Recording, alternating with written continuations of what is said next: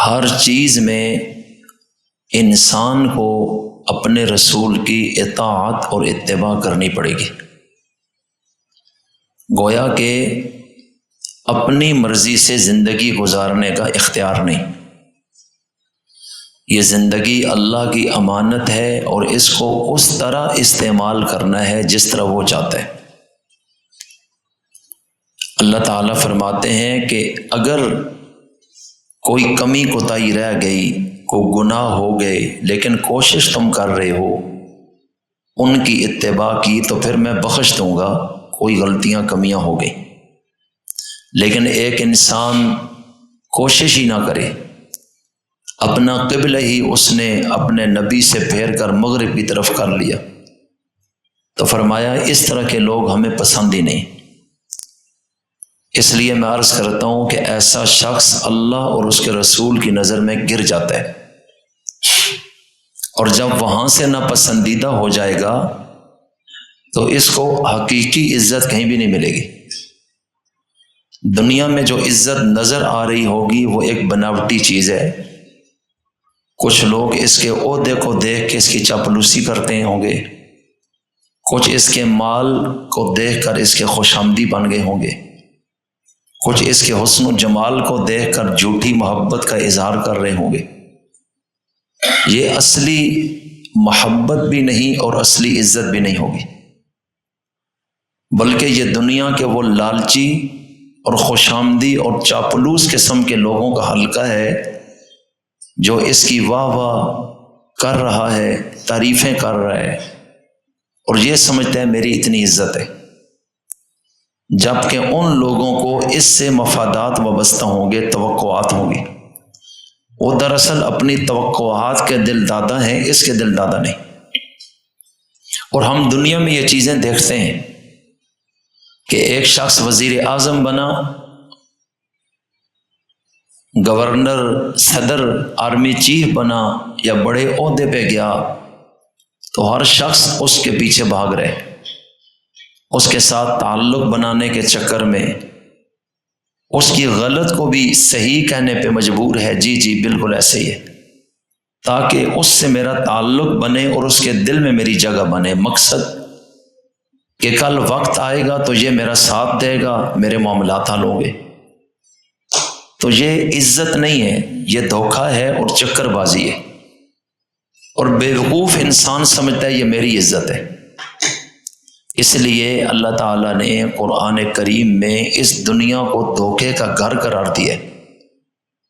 تو اس آیت مبارکہ میں اللہ تعالیٰ نے اصل عزت اور محبوبیت حاصل کرنے کا طریقہ بتایا۔ میں اس کی ایک مثال دیتا ہوں۔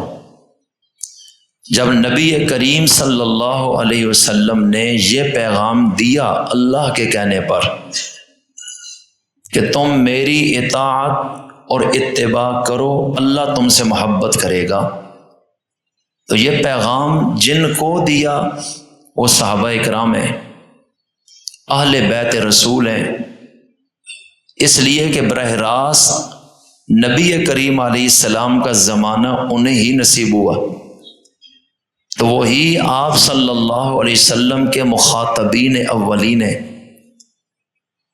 اور ان کو یہ میسج ڈائریکٹ دیا کہ اگر تم میری اطاعت کرو تو اللہ تم سے محبت کرے گا، تم اس کی برگاہ کے محبوب بنو گے، اور یہ اصلی عزت ہے۔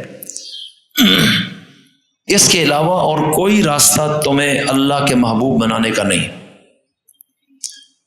اگر اللہ کے محبوب بن جاؤ گے تو جو گناہ ہو گئے وہ معاف کر دے گا، اس لیے کہ اپنے محبوبوں کو وہ سزا نہیں دیتا، ان کو جہنم میں نہیں ڈالتا، ان کو عذاب نہیں دیتا، تو گناہوں کو وہ اپنی رحمت سے اڑا دے گا۔ لیکن شرط یہ ہے کہ تم میری اتباع کرو، اللہ اور اس کے رسول کے کہنے پہ چلو۔ پہلے زندگی تم نے اپنی مرضی کے مطابق گزاری، اب تم اللہ اور اس کے رسول کی مرضی کے ساتھ چلو، تو تم دیکھو گے کہ اللہ کی محبت کس طرح تمہیں ملتی ہے۔ اس قوم نے اتنا یقین کیا اپنے نبی کی زبان پہ کہ انہوں نے اپنی زندگی اپنے نبی کے حکم اور طریقے کے مطابق ڈھال لی، ہر چیز ہر ادا ان کی لے لی، سر سے لے کے پاؤں تک پورا نقشہ سنت کا سجا، بول چال، لین دین، رہن سہن، معاشرت، تجارت، سیاست، عقیدہ، عمل، اخلاق، آداب، ہر چیز میں اپنے نبی کے طریقے کو اختیار کرنے لگے۔ پانی پی رہے ہیں لیکن ایسے جیسے اللہ کے نبی پیتے ہیں، بیٹھ کر دائیں ہاتھ سے بسم اللہ پڑھ کے پانی کو دیکھ کے 3 سانس میں، آخر میں الحمدللہ۔ تو یہ جو طریقہ کار ہے یہ اللہ کے رسول کا ہے، تو انہوں نے اپنے طور طریقے اور رسم و رواج ختم کر دیے۔ کھانا کھانا، پانی پینا، کپڑے پہننا، ناخن کاٹنا، تیل لگانا، بال کٹوانا، بال رکھنا، کنگھی کرنا، سرما ڈالنا، یہ عام زندگی میں جو چھوٹے چھوٹے کام ہیں، اس ایک ایک عمل اور کام میں اپنے نبی کی ہر ادا کو انہوں نے اپنے جسم میں داخل کر لیا، اور بحیثیت جماعت ہر شخص اسی طرح کر رہے ہیں۔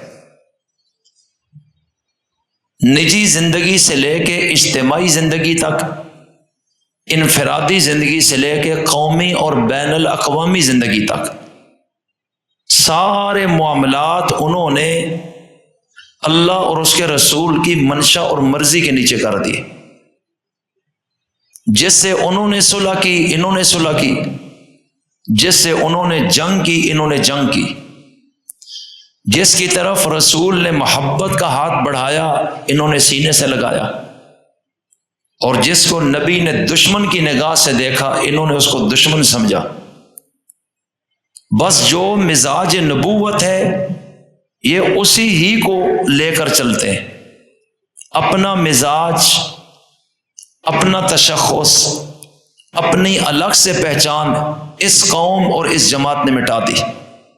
آپ چیک کر لیں، پڑھ لیجئے کہ وہ کتنے سچے لوگ تھے، اللہ اور رسول کے ساتھ جو وعدہ کیا اس کو پورا کیا، اور موت تک اس عہد پر قائم رہے۔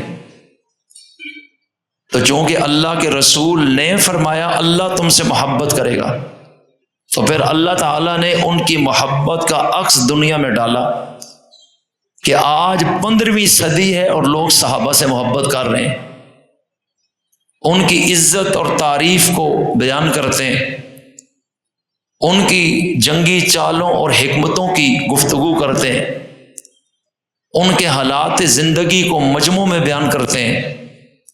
ایک ایک شخص کے تذکرے کو اس امت کے محدثین اور فقہا نے محفوظ کیا، اور ایک ایک شخص گویا کہ اتنا عام ہو گیا اس نسبت کی وجہ سے کہ اللہ نے ان کو تاریخ کے اوراق میں بھی گم نہیں ہونے دیا، اور آج بھی دنیا میں نبیوں کے بعد سب سے زیادہ اللہ اور عوام کے اندر مقبول اور محبوب وہی لوگ ہیں، حالانکہ ہم میں سے کسی کا خونی رشتہ نہیں ان کے ساتھ۔ ہمیں اپنے بڑوں کا علم نہیں کہ 4-5 نسل اوپر جا کے ہمارے باپ دادا کون تھے کیا تھے، ہمیں کچھ نہیں پتا، لیکن ہمیں یہ پتہ ہے کہ حضرت بلال مسلمان کب ہوئے اور مرے کہاں اور زندگی کیسے گزاری۔ ہمیں یہ معلوم ہے کہ سلمان فارسی دربار رسالت میں پہلی دفعہ کب آئے اور کیسے آئے، اور زندگی کن کن شہروں میں گزاری، موت کہاں آئی اور قبر کہاں بنی۔ تو کیا امت کی نبی کے اصحاب کے ساتھ یہ محبت نہیں جو اللہ نے خود پیدا کر دی؟ اس لیے میں عرض کرتا ہوں اللہ اور اس کے رسول نے جو فرمایا وہ سچ ہے، اور ایک ایک بات اور ایک ایک ادا میں انہوں نے اپنے نبی کی صفات کو اپنے وجود کا حصہ بنایا۔ صحابی رسول عبد الرحمن بن قراد رضی اللہ عنہ سے روایت ہے کہ نبی کریم علیہ السلام نے وضو فرمایا، اور صحابہ کرام وہ وضو والا پانی اپنے ہاتھوں اور چہروں پر مر رہے۔ ظاہر بات ہے یہ نبی سے محبت کی دلیل ہے، ورنہ کسی کے جسم پہ لگا ہوا پانی ہاتھ دھوئے اور نیچے گرے تو لوگ تو اس سے بھاگتے ہیں کہ نہیں یہ ٹھیک نہیں، میرے اوپر چھینٹے نہ پڑے، اور وہ ایسے کر رہے ہیں۔ تو رسول اللہ نے پوچھا کس چیز نے تمہیں اس عمل پر ابھارا، یہ کیا کر رہے ہو؟ انہوں نے کہا اللہ اور اس کے رسول کی محبت کی وجہ سے، ہم آپ کے بغیر نہیں رہ سکتے۔ نبی کریم علیہ السلام نے فرمایا کہ اگر تمہیں واقعی محبت ہے یا اس محبت کی تمنا کرتے ہو تو پھر 3 کام تم نے کرنے ہیں۔ نمبر 1 سچ بولنا ہے، جھوٹ نہیں بولنا، سچائی کو اختیار کرنا ہے تم نے، کیونکہ جھوٹے شخص کا میرے ساتھ کوئی محبت کا تعلق نہیں ہو سکتا۔ اگر وہ کہتا ہے مجھے محبت ہے، جھوٹ بولتا ہے، کیونکہ مجھے جھوٹ سے نفرت ہے۔ لہذا پہلی بات کہ سچ اختیار کرو، سچائی پہ چلو، سچوں کا ساتھ دو، سچوں میں رہو، سچ بولو، کردار میں سچائی پیدا کرو، پہلی یہ بات ہے۔ دوسری بات، جب بھی کوئی شخص تمہارے پاس امانت رکھوائے اس امانت کی حفاظت کرو، اس میں خیانت کبھی نہ ہو۔ آپ صلی اللہ علیہ وسلم مکہ سے نکل رہے ہیں، ہجرت پر مجبور ہیں، اور وہی مکے کے لوگ قتل کرنا چاہتے ہیں، لیکن نکلتے ہوئے حضرت علی سے فرما رہے ہیں یہ اگرچہ میری جان کے دشمن ہے لیکن ان کا مال بطور امانت کے میرے پاس ہے، لہٰذا اس کیفیت میں بھی میں خیانت کی اجازت نہیں دوں گا، میں اپنی جان ان سے بچا کر نکلوں گا، اور تم 3 دن کے اندر اندر جن جن کی جو امانتیں ہیں وہ سمجھا دیں، یہ ان لوگوں کو دے کر مدینہ میں آ جانا ہے۔ تو آپ صلی اللہ علیہ وسلم جس نے آنے والے وقت میں لوگوں کو آپ کا غلام بنا دیا، ورنہ کوئی اور شخص ہوتا تو وہ کہتا وہ میری جان کے پیچھے پڑے ہیں تو ان کا مال تو میرے لیے حلال ہے، اب تو میں ان کا نقصان کروں گا، وہ کیوں میرے خلاف کھڑے ہیں؟ لیکن اس کیفیت میں بھی آپ اپنے عمل سے اپنے ساتھیوں کی تربیت کر رہے ہیں کہ نہیں، ایسے نہیں۔ اس سے زیادہ اضطراری اور مجبوری کی کیفیت اور کیا ہو سکتی ہے؟ اور آپ اپنی امت کو اپنی سیرت کا ایک نقش دکھا رہے ہیں کہ خیانت کی اجازت نہیں ہے۔ اور تیسری چیز، اپنے پڑوسی کا بہت خیال رکھنا اور اس کے ساتھ ہمیشہ اچھا سلوک کرنا، یہ آپ نے ان صحابہ سے فرمایا۔ تو سچ کے متعلق پچھلے جمعے میں نے بتایا تھا، اور اس ضمن میں غزوہ تبوک سے پیچھے رہ جانے والے 3 مخلص صحابہ کی سچائی کا میں نے ذکر کیا کہ کس طرح 50 دن تک پورے معاشرے نے ان سے بائیکاٹ کیا، لیکن آخر سچ کی وجہ سے اللہ اور اس کے رسول کے دل میں ان کی جو جگہ بنی اور امت کے دل میں آج تک وہ اپنی جگہ برقرار ہے۔ اور جن منافقوں نے جھوٹ بول کر وقت سے فائدہ اٹھایا، جب اللہ نے وحی اتاری تو وہ دنیا آخرت میں برباد ہو گئے، کیونکہ جھوٹا شخص نتیجے کے لحاظ سے ذلیل ہوتا ہے، اور سچا شخص سچ کی قیمت کتنی بڑی چکا لے لیکن نتیجتاً وہ کامیاب ہو جاتا ہے۔ تو بہرحال اس میں ہمارے اور آپ کے لیے یہ سبق ہے کہ ہمیں کلمہ کسی نے زبردستی نہیں پڑھایا، ہم نے سوچ کے اپنی مرضی سے پڑھا ہے، اور اس کا صاف مطلب یہ ہے کہ ہم صرف اللہ کی حاکمیت اور طاقت کو مانتے ہیں، اللہ کے غیر کی حاکمیت کی ہم نفی کرتے ہیں، جو وہ چاہے گا وہ ہوگا، باقی کسی کے چاہنے نہ چاہنے سے کوئی فرق نہیں پڑتا۔ یہی مطلب ہے لا الہ الا اللہ کا، اور محمد الرسول اللہ کا مطلب کہ ہم اپنی زندگی ان کے طریقے کے مطابق گزاریں گے۔ تو یہ عہد ہر مسلمان نے بغیر جبر کے اپنی مرضی اور خوشی سے کیا ہے، تو پھر اس کو نبھانا بھی چاہیے اسے۔ یا تو ایک بندہ زبان ہی کسی سے نہ کرے، اگر زبان کرتا ہے تو پھر اس کو پورا کرے۔ اللہ نے اپنے رسول کو زبردستی لوگوں کو مسلمان کرنے سے منع کیا کہ اس کی اجازت ہی نہیں ہے۔ ڈنڈے کے زور پہ، کلاشنکوف کے زور پہ، تلوار کے زور پہ کسی کو کہو کلمہ پڑھو نہیں تو مار دیں گے، اجازت ہی نہیں ہے۔ کہ یہ دل کا فیصلہ ہے، اور جب وہ اپنے دل سے اس بات کو مان لے اور زبان سے کہہ دے تو پھر وہ منافق نہ بنے، وہ اپنے عمل سے ثابت کرے کہ میں نے جو بولا ہے میں اس پہ کھڑا ہوں۔ بس اس چیز کو اللہ اور اس کے رسول دیکھنا چاہتے ہیں کہ آیا یہ منافق ہے یا سچا ہے۔ ایک حدیث میں آتا ہے کہ منافق کی 3 نشانیاں ہیں، جب بات کرے گا تو جھوٹ بولے گا، وعدہ کرے گا تو توڑے گا، امانت رکھی جائے تو خیانت کر دے گا۔ اور آپ نے اپنی امت کو یہ فرمایا سچ بولنا، خیانت نہیں کرنی۔ تو سچے مسلمان کی تو یہ علامتیں ہیں۔ بخاری کی ایک حدیث ہے جس میں آپ علیہ السلام نے فرمایا کہ جب امانت میں خیانت ہونے لگ جائے تو بس پھر قیامت کا انتظار کر لینا، کہ یہ قیامت کی علامتوں میں سے ایک علامت ہے کہ لوگ خیانت کریں گے۔ اس سے اندازہ لگائے کہ اللہ کے رسول کی زندگی میں اس وقت مسلمانوں کا سٹیٹس اور معیار کیا تھا کہ پورے معاشرے میں دوربین سے دیکھنے سے بھی خیانت نظر نہیں آتی تھی، نہ تجارت میں، نہ سیاست میں، نہ نجی زندگی میں، نہ زبان میں، نہ اعمال میں، کوئی تصور ہی نہیں تھا۔ اور جن لوگوں نے یہ ارتکاب کیا آپ نے فرمایا یہ مسلمان نہیں، یہ تو منافق ہے، کلمہ اس نے میرا پڑھا ہے اور مرضی اپنی کر رہے اور 2 نمبری کر رہے، یہ تو مسلمان ہے ہی نہیں، یہ تو منافق ہے۔ اور آپ نے فرمایا جو منافق ہے وہ جہنم کے سب سے نچلے طبقے میں گرایا جائے گا۔ 7 طبقات ہیں جہنم کے، اور جو سب سے نیچے ہے سب سے زیادہ عذاب اس میں ہے۔ آپ نے فرمایا اس طبقے میں جو 7واں طبقہ ہے جہنم کا، منافق کا ٹھکانہ وہ ہوگا۔ ان المنافقین فی الدرک الاسفل من النار، فرمایا منافق اسفل سب سے نیچے ہوگا جہنم میں، یعنی سب سے سخت ترین عذاب اس شخص کو ہوگا جو اللہ اور اس کے رسول کو دھوکہ دے رہے۔ ظاہراً کہتا ہے میں آپ کا غلام ہوں، لیکن عملی طور پہ غلامی نہیں کر رہا۔ فرمایا کہ اس کو سب سے سخت عذاب ہوگا۔ اللہ تعالی ہم سب کو محفوظ فرمائے۔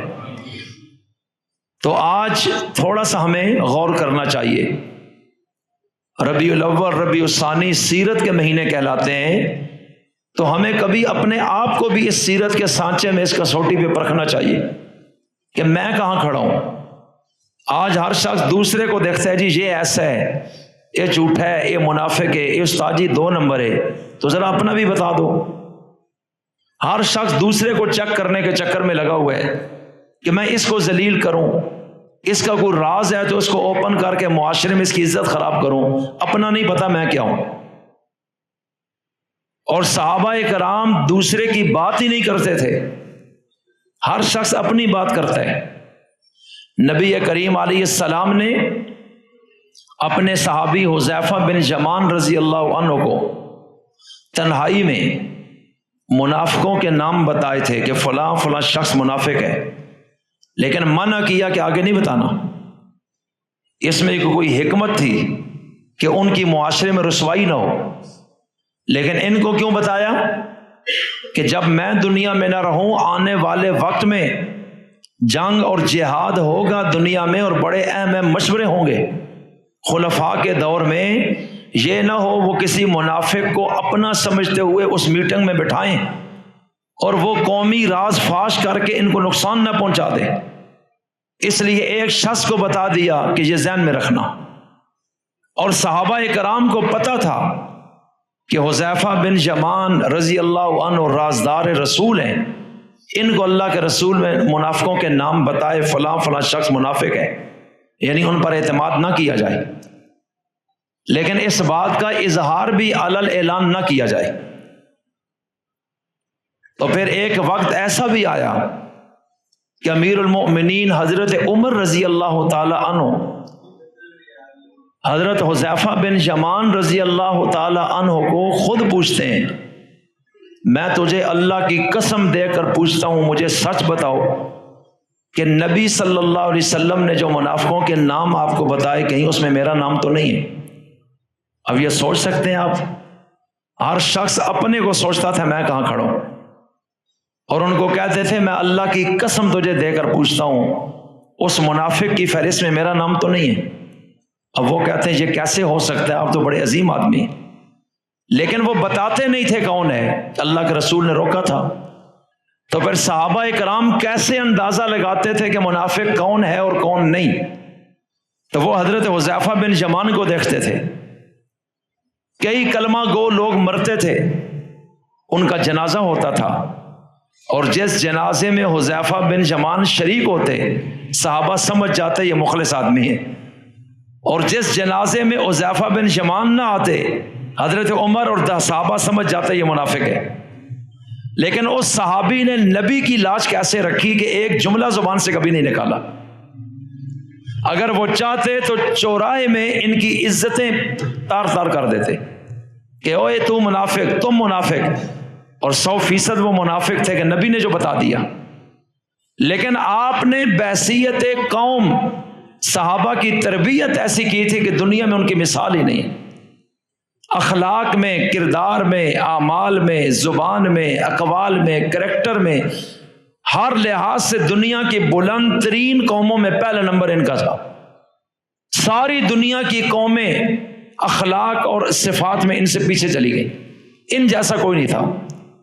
تو پھر اللہ تعالیٰ کے ہاں جب محبوبیت ہوتی ہے تو وہ اس طرح دکھائی دیتی ہے۔ پھر اللہ نے دنیا کا وارث بھی بنایا، حکمران بھی بنایا، فاتح بھی بنایا، انہی کو قاضی، گورنر، وزیر اعظم، صدر، آرمی چیف، سپاہی سالار یہی دنیا میں دیکھے گئے۔ اس کے علاوہ اللہ نے تمام قوموں کو جن کے بارے میں فرمایا ہم ان سے محبت نہیں کرتے، تختوں سے گرا کر اللہ نے نیچے پھینک دیا کہ تخت شاہی پہ تم نہیں بیٹھ سکتے، جنہیں ہم پسند کرتے ہیں وہ بیٹھیں گے، کہ یہ زمین ہماری ہے اور اس کا وارث ہم نیک لوگوں کو بناتے ہیں۔ اور جب نیک نہ رہیں تو پھر اللہ بروں کو مسلط کرتا ہے کہ اب میرا عذاب ہوگا کہ اقتدار پر وہ آئیں گے جو تمہیں بھی سکون نہیں لینے دیں گے۔ آج پورا ملک اچھل رہا ہے جی، معیشت تباہ ہو گئی، بل اتنے آ گئے، بجلی کا بل، ہم خودکشیاں کر رہے ہیں۔ تو جب ہم اسلام، نبی، قرآن اور خدا سے بھاگے پھر اللہ نے یہی کچھ کیا۔ ہم ان چیزوں کو نہیں دیکھتے، ہم گالیاں دیتے ہیں حکمرانوں کو، فلانا ایسا ہے، فلانا ذلیل، فلانا بغیرت، تو اس کو لایا کون ہے؟ اس لیے میں عرض یہ کرتا ہوں کہ معاملات اللہ کے ساتھ اور نبی کے ساتھ جب سیدھے ہوں گے تو معاملہ پھر حل ہونا ہے، ورنہ سوال ہی پیدا نہیں ہوتا۔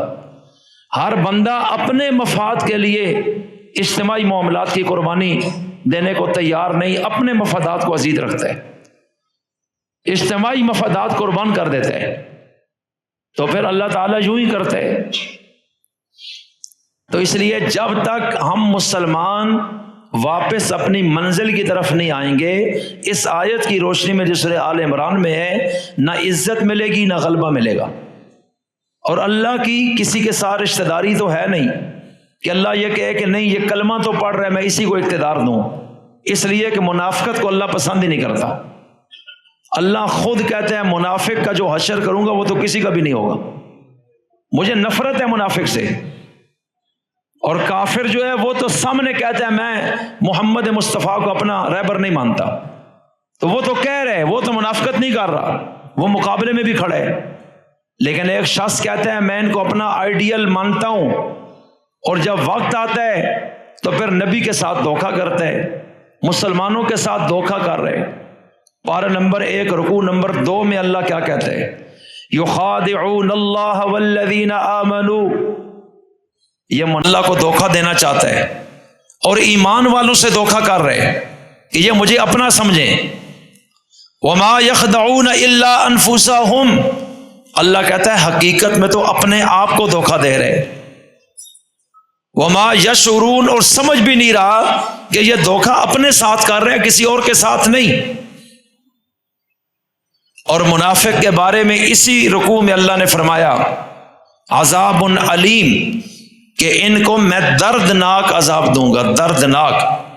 کیوں؟ بما کانوا یکذبون، کہ یہ جھوٹے ہیں، یہ سچے نہیں ہیں، یہ 2 نمبری کر رہے ہیں۔ جو زبان سے کہتے ہیں دل میں وہ نہیں ہے، اور جو دل میں ہے زبان سے وہ نہیں بول رہے، یہ کچھ اور بول رہے ہیں۔ یہ اندر سے کافروں کے ساتھ ہیں، اوپر سے مسلمانوں کے ساتھ ہیں۔ اللہ کہتا ہے یہ جھوٹے لوگ ہیں اور میں ان کو کافر سے بھی زیادہ سخت عذاب دوں گا۔ تو آج اگر ہم غور کریں ایمان سے، کیا ہم اس کیٹیگری میں نہیں ہیں؟ ذرا چیک کریں اپنے آپ کو۔ ہم نے بڑی گالیاں دی عبداللہ بن ابی کو، ہر بندہ اپنے آپ کو تھوڑا سا چیک کرے میرے سمیت تو بات سمجھ آ جائے گی کہ ہم تو دنیا میں بھی ذلیل ہو رہے ہیں۔ آج دنیا دیکھ رہی ہے کہ ہم سے زیادہ ذلیل دنیا میں کوئی نہیں۔ پاکستان کے پوزیشن چیک کریں، سب سے بڑا اسلامی ملک کہلاتا ہے جذبے کے لحاظ سے کہ اسلام کے نام پہ بنا، اور بحیثیت مجموعی پوری دنیا میں سب سے زیادہ ہم ذلیل، ہم قرضوں میں، ہمارے پاسپورٹ کی ویلیو ختم، ہم پر قومیں اعتماد نہیں کرتی، آپس میں خانہ جنگی، دہشت گردی، فرقہ واریت، ایک دوسرے کی بوٹیاں نوچ رہے ہیں۔ حکمران جو آئے وہ مغرب کا غلام، اور قوم بھی اصل میں مغرب کی غلام ہے لیکن گالیاں حکمرانوں کو دے رہی ہے۔ اور مجموعی طور پر اگر ہم یہ دیکھیں تو کیا ہم منافق نہیں ہیں؟ یہ ہمیں چیک کرنا چاہیے۔ اور ہر شخص دوسرے کا کہہ دو جی فلانا وہ منافق ہے، تو یہ تو منافق کی دلیل ہوتی ہے کہ وہ اپنی غلطی نہیں مانتا، وہ تو ہمیشہ دوسرے کو غلط کہتے ہیں۔ اللہ تعالی ہمیں سچا مسلمان بنائے۔ سورہ انفال کے آخری رکوع میں اللہ کیا کہتے ہیں؟ اولئک هم المؤمنون حقا۔ پیچھے کیا فرمایا؟ جو لوگ ایمان لائے، جنہوں نے ہجرت کی، جنہوں نے جہاد کیا، اور وہ لوگ جنہوں نے ان کو ٹھکانہ دیا، مہاجرین کو، یعنی مہاجرین انصار۔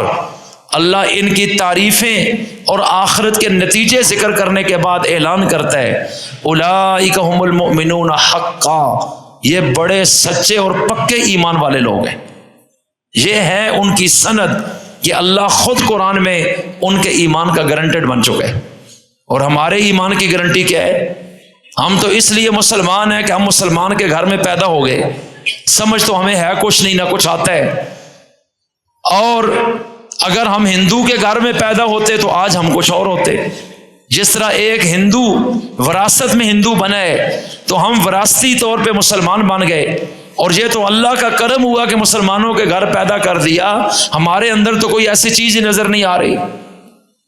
ہماری پوری کوشش ہوتی ہے ہر وہ کام کریں جو اللہ کے رسول کی سنت کے خلاف ہو۔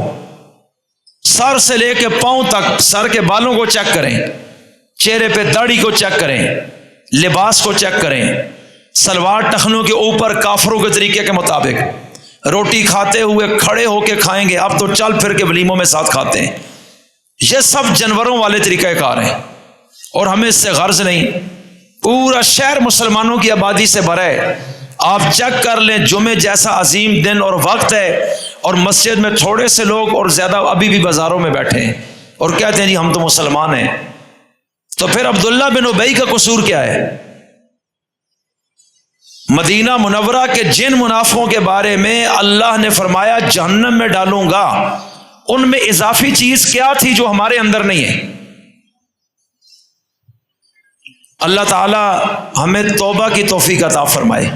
اللہ ہم سے ناراض ہے، اس لیے بد سے بدتر اور ابتر حالات مزید پیدا ہوں گے، یاد رکھنا۔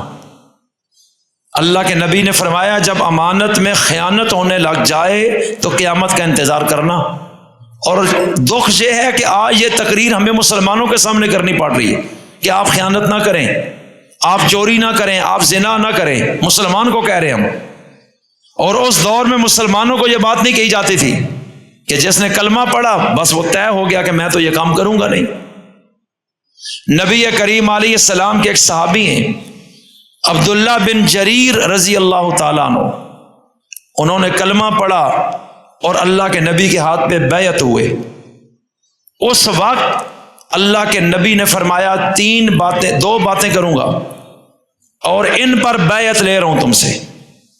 ایک تو کبھی بھی کسی مسلمان کی خیرخواہی کے علاوہ تم نے کوئی قدم نہیں اٹھانا، یعنی ہمیشہ مسلمان سے خیرخواہی کرنی ہے، نمبر 1 دھوکہ نہیں دینا، 2 تیسری چیز امانت میں خیانت کبھی نہیں کرنی۔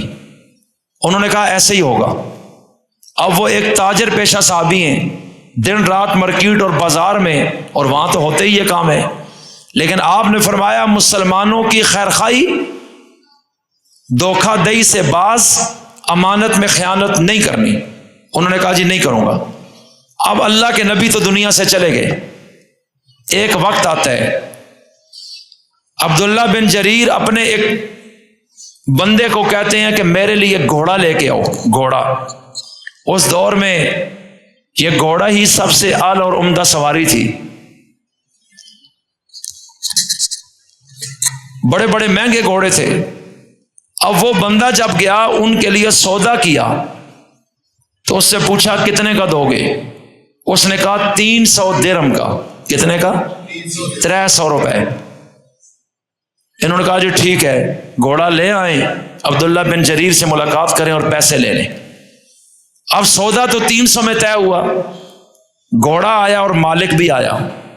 اب یہ وہ صحابی ہیں جو رسول اللہ سے عہد کر چکے تھے. انہوں نے گھوڑا دیکھا, یہ گھوڑے کو سمجھتے تھے کہ یہ اس کی قیمت کیا ہے. اس کا چال ڈھال دیکھی, کہنے لگے یہ 300 کا نہیں, یہ 400 کا ہے. خود کہنے لگے 400 درہم کا بنتا ہے, 400 کا دو گے؟ وہ خوش ہو گیا, جی دوں گا. اب جب گھوڑے کو چیک کیا, اس کے خد و خال, اس کا نخرا, اٹھک بیٹھک, فرمانے لگے یہ تو اس سے بھی مہنگا ہے, یہ 500 کا ہے, 500 کا دو گے؟ وہ کہتا ہے میں دے دوں گا. اب تھوڑی دیر اور رکے, گھوڑے کو چیک کیا, 100 درہم بڑھتے بڑھتے 800 روپے پہ چلے گئے. کہنے لگے اس کی اوریجنل مارکیٹ میں قیمت 800 درہم ہے, تجھے پتہ نہیں ہے تیرے گھوڑے کی پوزیشن. میں سمجھتا ہوں, میں کاریگر ہوں اس چیز کا. 800 درہم کا ہے, بیچتا ہے؟ اس نے کہا جی میں بیچتا ہوں, خوشی سے. تو 300 میں تو ہو چکا تھا. آپ نے 800 درہم اس کو دیے اور گھوڑا لیا. اور جب وہ چلا گیا, ساتھیوں نے پوچھا یہ کیا کیا آپ نے؟ یہ 500 آپ کو بچ جاتا, آگے بھیج دیتے. فرمایا میں نے اپنے نبی سے عہد کیا ہے کلمہ پڑھ کے کہ میں زندگی میں کبھی کسی کو دھوکہ نہیں دوں گا. پیسہ کیا چیز ہے؟ ہم اپنے نبی کی ساتھ بے وفائی نہیں کر سکتے. تو پھر مجھے بتائیں, اس قوم کو اللہ دنیا کی امامت نہ دے تو کس کو دے گا؟ اللہ کو پتہ ہے یہ تخت اقتدار پر بھی بیٹھیں گے, یہ کسی کا حق کبھی نہیں ماریں گے. تو پھر جب ان کے اعمال ٹاپ کے ہوئے تو ان کے عمال بھی عمر بن خطاب جیسے آ گئے. جب ان لوگوں کی اپنی زندگی کمال کی ہو گئی تو ان کے حکمران بھی ابو بکر صدیق جیسے تھے. ان کا انتخاب بھی پھر ایسا, وہ ان سے بھی آگے. وقت کا جو امیر المومنین بنایا جاتا, تقوی میں اس سے آگے کوئی بھی نہیں ہوتا تھا. یعنی وہ سب سے اعلیٰ شخص ہوتا تمام اوصاف میں. اور پھر جب وہ شخصیت ممبر پہ کھڑے ہو کے خطاب کرتی اور قوم ان کو سنتی تو آپ خود سوچے معاشرے میں کیسا اثر پڑتا تھا. تو آج ہم خود اسلام کے راستے میں رکاوٹ بن گئے. یہ تو تبلیغی جماعت بیچاری زور لگا لگا کے دنیا میں جا رہی ہے, اصل میں تو ہر مسلمان ہی تبلیغی تھا. لیکن آج ہمارے اندر بھی اتنا ٹھہراؤ, اتنا فرق آ گیا ہے کہ تبلیغی جماعتیں ہمیں آ کے ہمارے گھروں پہ جرگہ بن کے کہتی ہیں مسجد میں آ جائیں. تو بہرحال اللہ تعالی ہمیں سچی توبہ کی توفیق عطا فرمائے. قرآن کریم کہتا ہے والذین هم لاماناتهم وعدہم راعون, پارہ 18 سورہ مؤمنون میں یہ آیت ہے, سورہ مؤمنون, جس میں ایمان والوں کی نشانیاں ذکر کی گئی ہیں کہ ایمان والے کیسے ہوتے ہیں. شروع سے آپ آیتیں پڑھیں گے تو نظر آ جائے گا کہ نام سے پوری صورت ہے سچے ایمان والے. اس کا ترجمہ یہی ہے, المؤمنون, الف لام خاص, یعنی اصلی مسلمان. اس صورت کا نام کا یہی ترجمہ بنتا ہے, اصل مسلمان, اصل ایماندار. اب اللہ تعالیٰ اس صورت کے پہلے رکوع میں اصل ایمان والوں کی نشانیاں ذکر کر رہے ہیں کہ اصلی مسلمان کیسا ہوتا ہے. اور اس میں ایک آیت ہے والذین هم لاماناتهم وعهدہم راعون, کہ جو اصل ایمان والے لوگ ہیں وہ اپنی امانتوں کی رعایت کرتے ہیں, خیانت کبھی نہیں کرتے. وعہدہم راعون, اور جو عہد اور زبان کر لیتے ہیں اس وعدے کو پورا کرتے ہیں. اور اسی میں یہ بھی ذکر کیا کہ وہ اپنی شرمگاہوں کی حفاظت کرتے ہیں. اور اسی میں یہ بھی ذکر کیا وہ نمازوں کے پابند ہوتے ہیں. اور اسی میں یہ بھی ذکر کیا کہ وہ زبان سے بکواس نہیں کرتے, گالم گلوچ، لوگوں کی عزت پہ حملے، فرمایا ایمان والا یہ کام کبھی بھی نہیں کرتا۔ اس صورت کا کوئی ترجمہ پڑھے تو اس کو اندازہ ہو کہ اللہ کہتا کیا ہے۔ اور ان کی ساری نشانیاں ذکر کرنے کے بعد اللہ کہتا ہے اولئک ھم الوارثون، یہی ایمان والے دراصل وارث ہیں، میں اعلان کر رہا ہوں کہ یہ وارث ہیں۔ الذین یرثون الفردوس، یہ جنت الفردوس کے وارث ہیں، یہ جنت میں نے ان کے لیے بنائی ہے۔ ہم فیہا خالدون، اور یہ ان کی اصل پراپرٹی ہوگی، ہمیشہ وہاں رہیں گے، ان کے نام سے اتر کے آئندہ کبھی کسی اور کے نام ٹرانسفر بھی نہیں ہوگی۔ اب اللہ تعالیٰ یہ اوصاف ذکر کر رہے ہیں، اور اس معیار پر دنیا میں اگر بحیثیت جماعت اگر کوئی قوم آئی ہے تو وہ اصحاب رسول کی آئی ہے۔ اس لیے ہم بار بار ان کے تذکرے کرتے ہیں کہ ہم دیکھیں وہ بھی انسان تھے، اور وہ بھی اسی طرح معاشرے کی مجبوریوں اور زنجیروں میں جکڑے ہوئے تھے، لیکن اس کے باوجود رسم و رواج کی زنجیریں توڑ کر اللہ اور اس کے رسول کی اطاعت میں کمال پیدا کر دیا۔ تو آج ہم کیوں نہیں کر سکتے؟ ہم کوشش کیوں نہیں کرتے؟ ہم اپنے آپ کو بدلنا کیوں نہیں چاہتے؟ کیا ہم نے مرنا نہیں، قبر میں نہیں جانا، یا آخرت پر ہمارا ایمان کوئی نہیں ہے؟ ان چیزوں پہ غور کرنے کی ضرورت ہے۔ اور تیسری چیز، اس حدیث میں نبی نے کیا فرمائی ان صحابہ کو کہ اپنے پڑوسی کے ساتھ اچھا سلوک کرنا۔ حضرت عائشہ صدیقہ نے ایک دفعہ نبی کریم علیہ السلام سے پوچھا کہ یا رسول اللہ، میرے 2 پڑوسی ہیں، تو میں پہلے ہدیہ کس کو دوں یا زیادہ کس کو دوں ان میں سے؟ آپ نے فرمایا جس کا دروازہ تیرے دروازے کے زیادہ قریب ہے اس کا زیادہ حق بنتا ہے۔ اس حد تک آپ نے تربیت دی اپنے لوگوں کو۔ ایک حدیث میں آتا ہے کہ جو شخص اللہ اور یوم آخرت پر ایمان رکھتا ہے، یعنی مرنے کے بعد اللہ کے سامنے عدالت میں پیش ہونا ہے، جس کو یہ یقین ہے اور اللہ کو بھی مانتا ہے اور ایمان ہے اس کا اللہ پہ، اس کو چاہیے وہ اپنے پڑوسیوں کے ساتھ اکرام اور عزت والا معاملہ کرے، ان کو تکلیف مت دے۔